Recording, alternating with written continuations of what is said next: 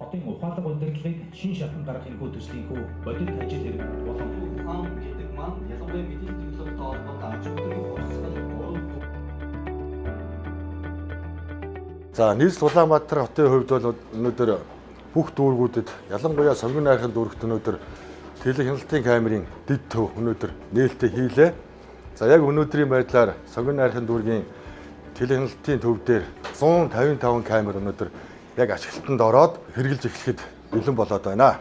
Сонгон найрхан дүүргийн цагдаагийн газар нь сонгон найрхан дүүргийн хэмжээнд за сонгон найрхан дүүргийн тамгын газар, иргэдийн төлөөлөгчдийн хурал, за иргэн аж ахуй нэгж байгууллагынхаа дэмжлэгтэйгээр нийт 8000 гаруй камерыг бол шинчилж шинээр суурилуулсан.